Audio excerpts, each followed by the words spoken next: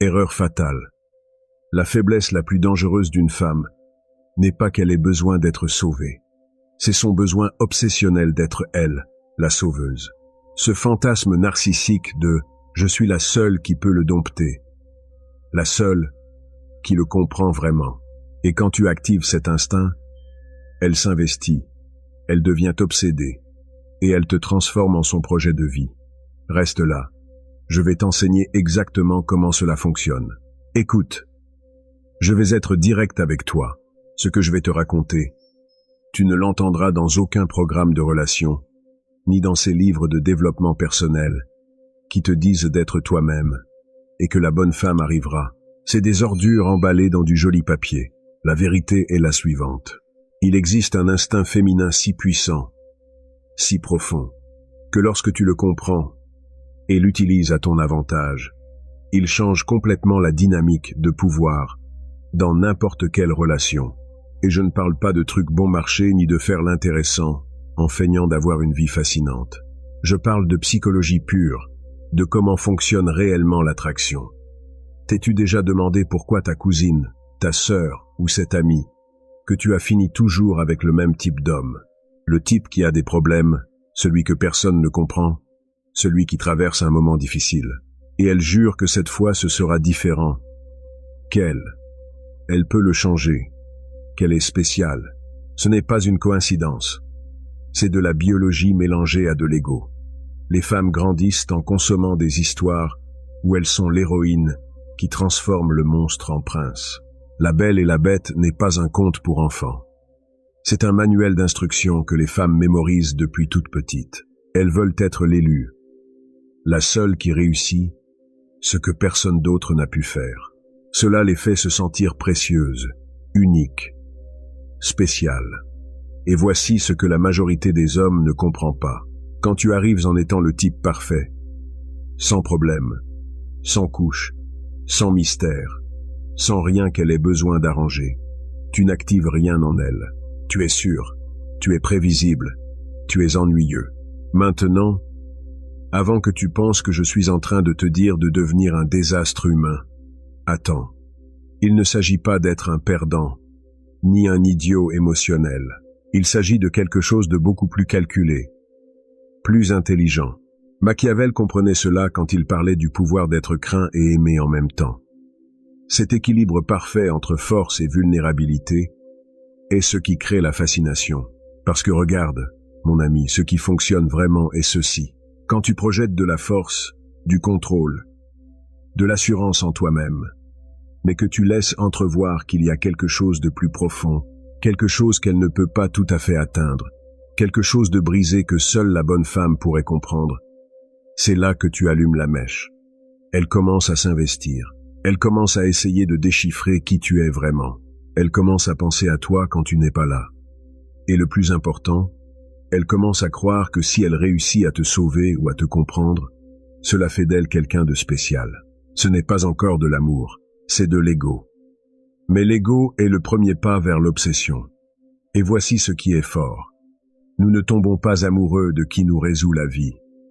Nous tombons amoureux de ce dans quoi nous investissons de l'effort, du temps, de l'énergie émotionnelle. C'est le même principe pour lequel tu valorises plus la voiture, pour laquelle il t'a fallu des années d'économie, que celle qu'on t'a offerte.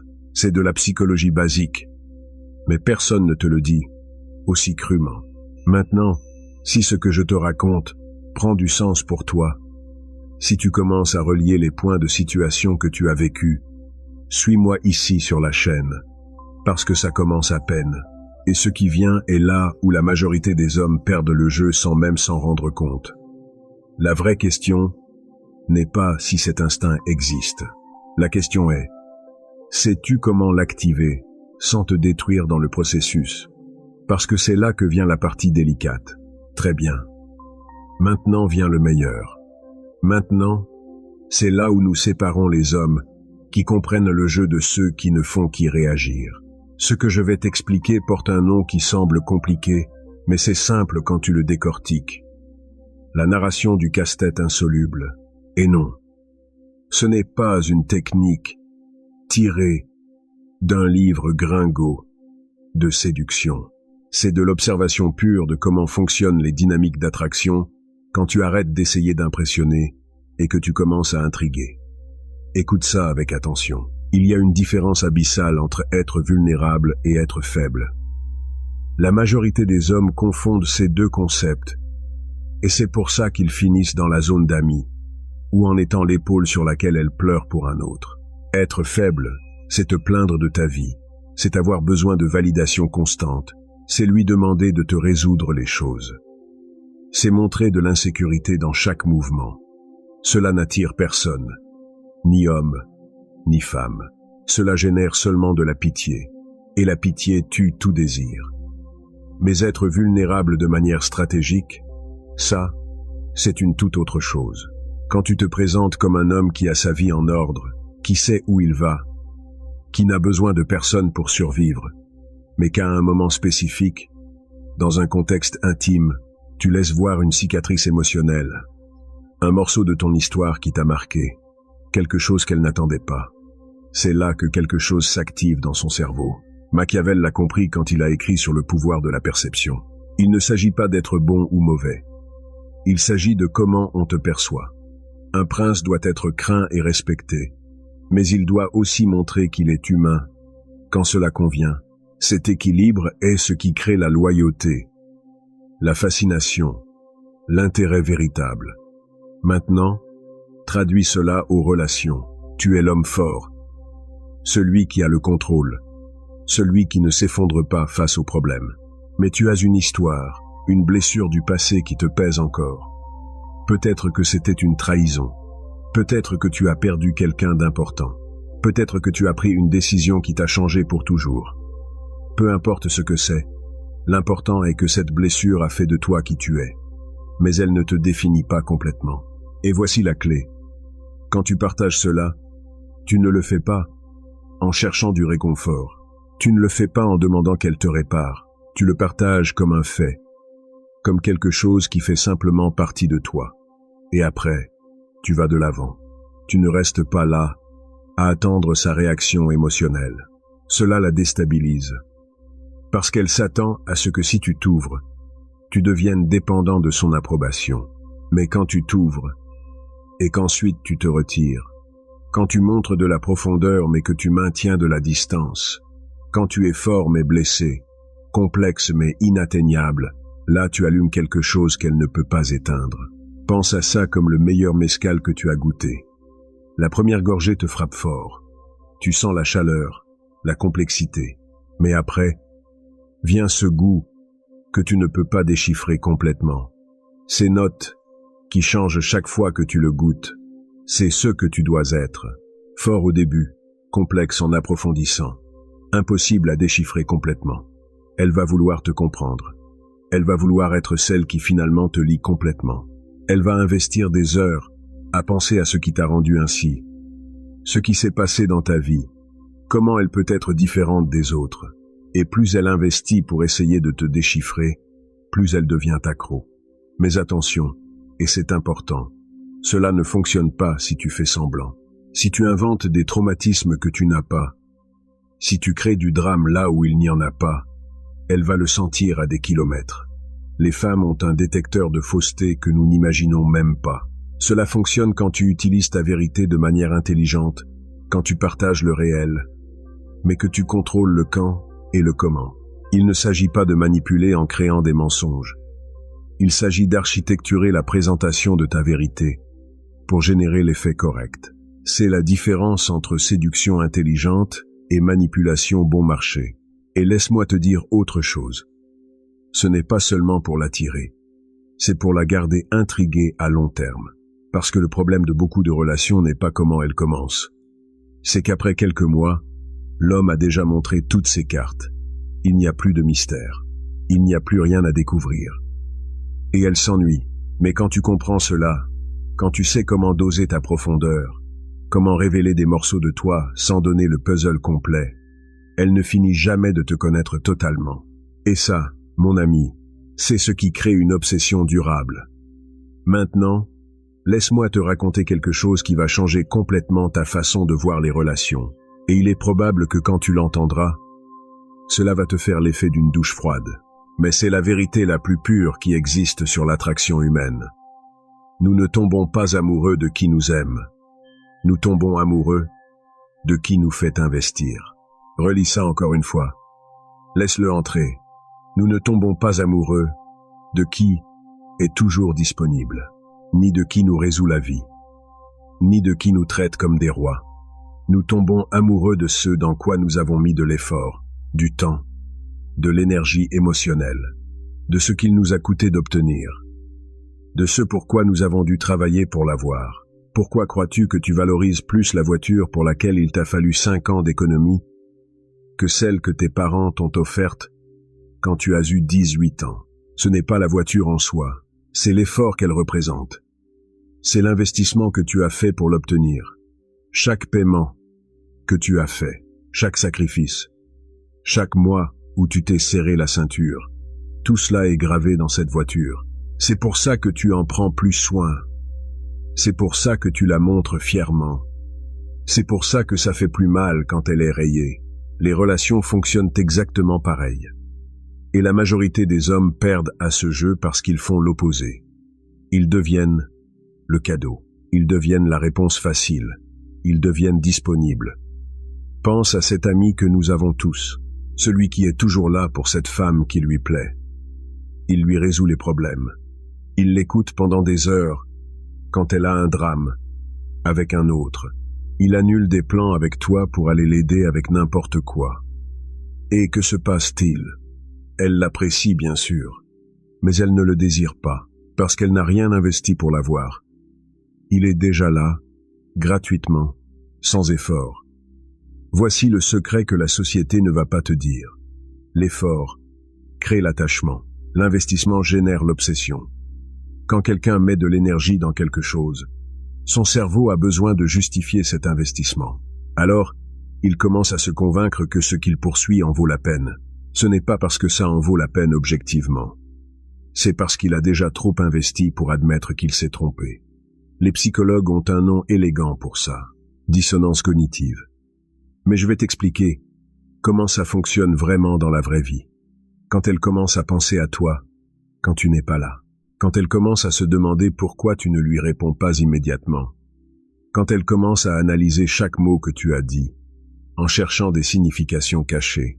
Quand elle commence à faire des efforts pour te voir, ou pour capter ton attention, c'est là que son cerveau commence à travailler en ta faveur, parce qu'elle est en train d'investir du temps, de l'énergie mentale, de l'énergie émotionnelle. Et plus elle investit, plus elle a besoin que tu en vailles la peine. Parce que l'alternative est d'admettre qu'elle a perdu son temps. Et personne ne veut ressentir ça. C'est pour ça que les femmes restent avec des hommes qui les font souffrir. Ce n'est pas parce qu'elles sont bêtes. C'est parce qu'elles ont déjà tellement investi à essayer de les conquérir, de les comprendre, de les changer, que sortir signifierait perdre tout cet investissement. Leur ego ne peut pas le supporter. Maintenant, avant que tu penses que je suis en train de te dire d'être un mufle qui l'a fait souffrir, freine. Il ne s'agit pas de ça. Il s'agit de comprendre la mécanique pour l'utiliser de manière intelligente. La différence entre un homme qui comprend ça et un qui ne le comprend pas est simple. Celui qui comprend sait que son temps et son attention sont précieux. Il ne les offre pas. Il les partage quand il décide, selon ses termes. Pas parce qu'il est difficile ou qu'il joue, mais parce qu'il a véritablement des choses importantes à faire. Il a une vie qui lui importe. Il a des priorités qui ne bougent pas juste parce qu'une femme est apparue. Et ça, paradoxalement, c'est ce qui fait qu'elle investit plus. Machiavel savait ça quand il disait qu'il vaut mieux être craint qu'aimé. Si tu ne peux pas être les deux. Mais ce qu'il disait vraiment, c'est que le respect naît de la perception de valeur, pas du don total. Un prince qui donne tout perd, son mystère, son pouvoir. Un prince qui dose sa faveur crée la faim. Et voici ce qui est brutal. Pendant que l'homme typique est en train de la poursuivre, de lui envoyer des messages, de chercher son approbation, de supplier pour son attention, elle n'investit rien. Elle est juste en train de recevoir. Et ce qui arrive facilement, repart facilement. Mais quand tu fais un pas en avant et deux en arrière, Quand tu montres de l'intérêt mais pas de besoin.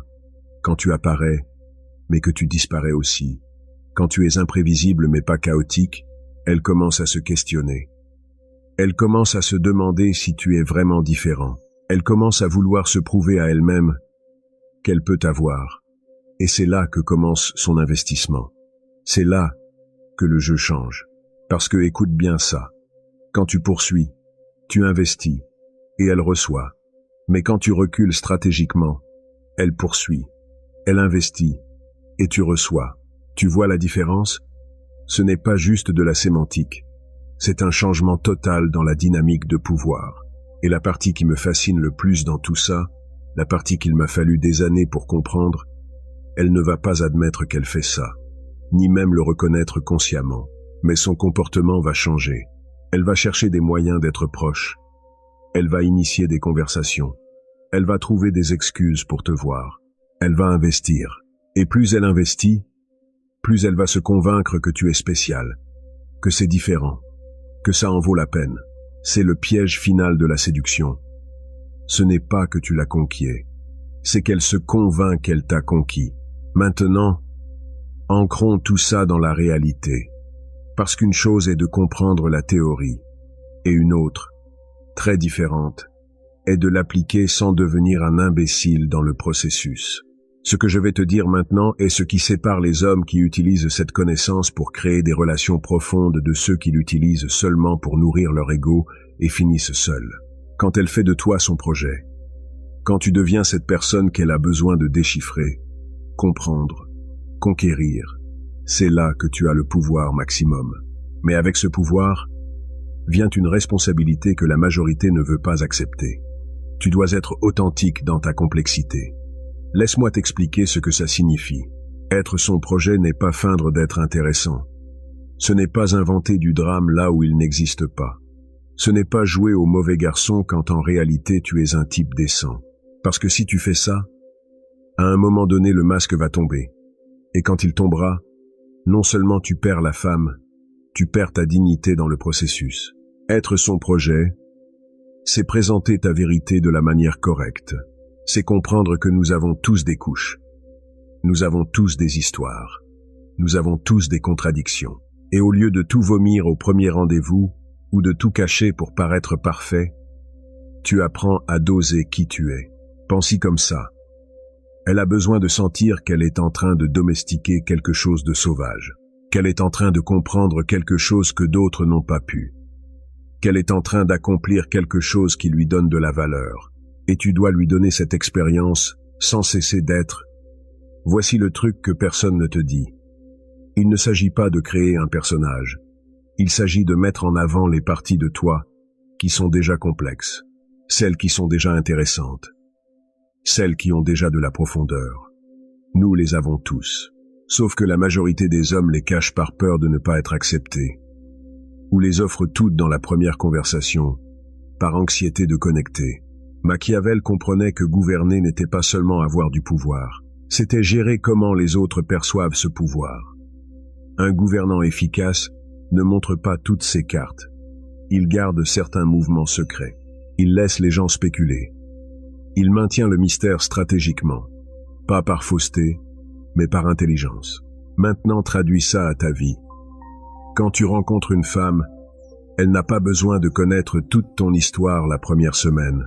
Elle n'a pas besoin de connaître chacune de tes vulnérabilités, chacun de tes peurs, chaque détail de tes relations passées.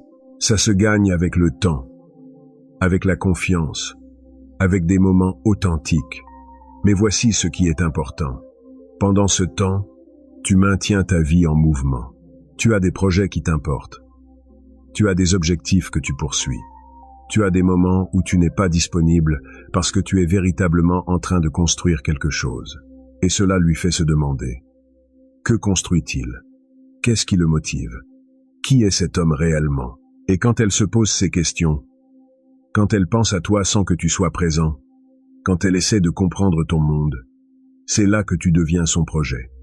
Mais pas parce que tu es un faux mystère, mais parce que tu as une vie réelle qui est naturellement intéressante. Maintenant, la ligne fine sur laquelle tu dois marcher est celle-ci. Ne lui donne jamais tout ce qu'elle demande, mais ne la laisse jamais les mains vides. Donne-lui toujours assez pour qu'elle se sente proche, mais jamais autant pour qu'elle sente qu'elle t'a complètement. C'est comme alimenter un feu. Si tu jettes tout le bois d'un coup, tu l'étouffes. Si tu n'y jettes rien, il s'éteint tout seul. Mais si tu y mets morceau par morceau, au bon moment, le feu reste ardent. Et voici quelque chose que beaucoup ne voudront pas entendre. Cela ne fonctionne pas pour des relations superficielles. Ce n'est pas pour l'homme qui veut juste coucher avec quelqu'un et disparaître. C'est pour l'homme qui comprend que la vraie séduction est à long terme, que le vrai pouvoir réside dans la création d'une dynamique où elle choisit de rester non par nécessité, mais par fascination. Parce qu'à la fin, mon ami, ce que nous construisons ici n'est pas un piège.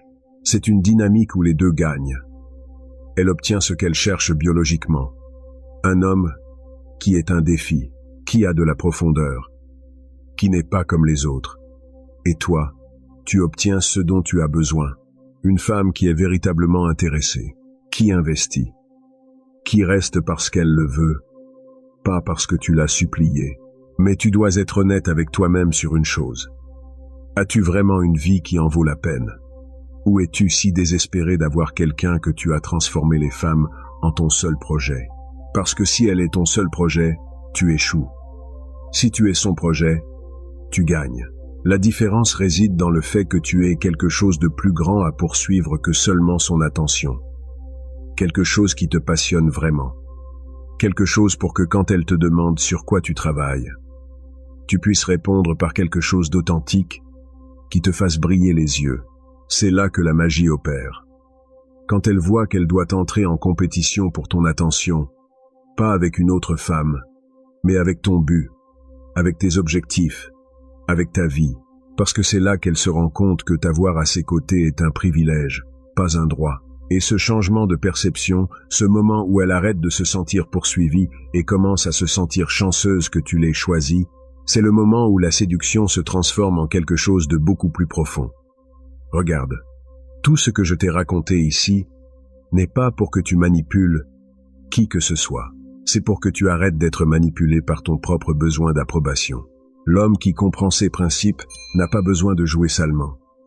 Il a juste besoin de comprendre le jeu qui est déjà en marche. La réalité est simple. Elle a des instincts. Tu as des instincts. La différence est dans qui les comprend le mieux. Et maintenant que tu sais ça, la question n'est pas si ça fonctionne. La question est, qu'est-ce que tu vas faire de cette connaissance? Parce que tu peux l'utiliser pour construire quelque chose de réel, ou tu peux l'utiliser pour nourrir ton ego et finir vide. La décision a toujours été tienne. Si tu es arrivé jusqu'ici, laisse dans les commentaires un conseil que tu donnerais à d'autres hommes sur les relations. Quelque chose que tu as appris à la dure. Quelque chose de vrai. Et suis-moi pour plus de conversations que personne d'autre n'a.